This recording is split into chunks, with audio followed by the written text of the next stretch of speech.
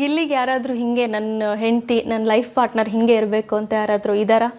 ಹಿಂಗೆ ಇರಬೇಕು ಅಂತಲೇ ಹುಡುಗಿ ಚೆನ್ನಾಗಿರೋ ಹುಡುಗಿ ಆಗಿದ್ರೆ ಸಾಕು. ಒಳ್ಳೆ ಕಾವು ಒಪ್ಕೊಂಡ್ರೆ ಸಮುದ್ರ ಫ್ರೆಂಡ್ ಆಗಿದ್ದೀವಿ ಬಿಡಿ ಮೇಡಮ್, ಸುಮ್ಮನೆ ಹಾಕ್ಬೇಕು. ಈಗ ನಾನು ಹಿಂಗೆ ಒಂದು ಟ್ರೋಲ್ಸನ್ನು ನೋಡ್ತಾ ಇದ್ದೆ.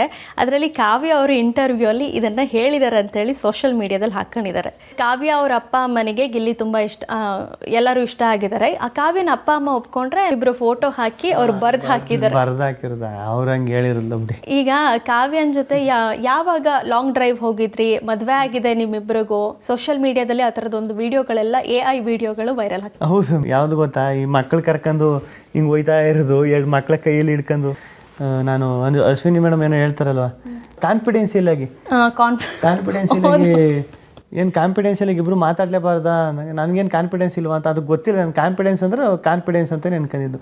ಆಮೇಲೆ ಗೊತ್ತಾದದು ಕಾನ್ಫಿಡೆನ್ಸ್ ಅಂದ್ರೆ ಬೇರೆ ಅಂತ. ಅದೊಂದು ನಗ ಬತ್ತು. ಕಾವು ಹಿಂಗೆ ಹೊಡೆದ್ಬಿಟ್ಟು ಅಲ್ಲಿ ಓಡಿಸ್ಕೊಯ್ತೀನಿ. ಅದು ಸುಮಾರವೇ ಮೇಡಮ್ ಆ ಥರ. ಕುಮಾರಸ್ವಾಮಿ ಸರು ಟ್ವಿಟ್ ಮಾತ್ರ ಮಾಡಿಲ್ಲ, ಫೋನ್ ಮಾಡಿ ವಿಶ್ ಮಾಡಿದ್ರು. ಹೌದಾ? ಫೋನ್ ಮಾಡಿಬಿಟ್ಟು ಒಳ್ಳೇದಾಗಲಿ ನಿಮಗೆ, ಹಳ್ಳಿ ಹುಡುಗ, ಹಳ್ಳಿ ಪ್ರತಿ ದೇವ್ರ ಐಶ್ವರ್ಯ ಕಾಪಾಡಲಿ, ನಿಮ್ಮನ್ನ ಹಿಂಗೆ ಬೆಳೀರಿ ಅಂತ ಅಷ್ಟು ಹಂಗೆ ಹೇಳಿದ್ರು. ನಿಜವಾಗ್ಲೂ ಅದು. ಆಮೇಲೆ DK ಸರ್ ಮಾಡಿದ್ರು. ಹೌದಾ?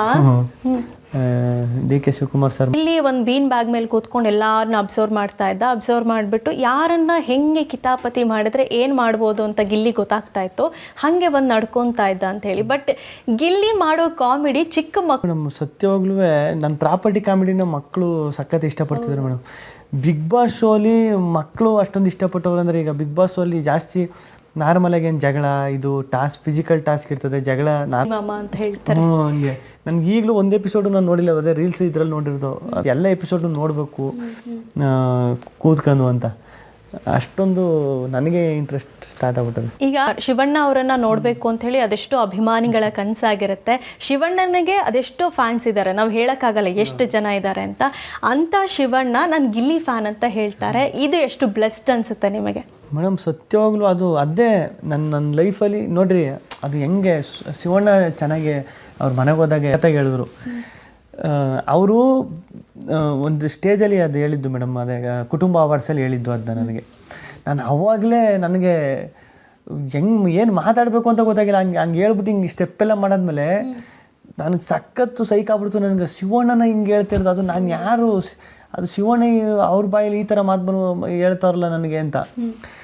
ಅದಾಯಿತು. ಅದಾದಮೇಲೆ ಬೆಳಿಗ್ಗೆ ಒಂದು ಅದೇ ನಾನು ಬಿಗ್ ಬಾಸ್ಲಿದ್ದಾಗ ಬೆಳಿಗ್ಗೆ ಶಿವಣ್ಣ ಹಿಂಗೆ ಟೇಬಲ್ ಎಲ್ಲ ಕುಟ್ಬಿಟ್ಟು ಗಿಲ್ಲಿನೇ ಗೆಲ್ಲೋದು ನೋಡ್ರಿ ಅಂತ ಹೇಳಿರ್ತಾರೆ. ಶಿವಣ್ಣನೇ ಹೇಳಿದ್ದು ಅದನ್ನ.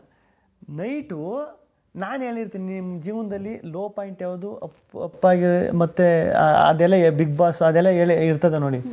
ನಾನು ಲೋ ಪಾಯಿಂಟು ಶಿವಣ್ಣ ನನಗೆ ಒಂದು ವೇದಿಕೆಯಲ್ಲಿ ಗಿಲ್ಲಿ ಅಂದ್ರೆ ನನಗೆ ಇಷ್ಟ ಅಂತ ಹೇಳಿ ಒಂದು ಹಿಂಗೆ ಡ್ಯಾನ್ಸ್ ಎಲ್ಲ ಮಾಡಿ ಹೇಳಿರ್ತಾರೆ. ಅದು ನನ್ನ ಲೈಫಲ್ಲೂ ಮರೆಯೋಕ್ಕಾಗಲ್ಲ ಅಂತ ಹೇಳಿರ್ತೀನಿ.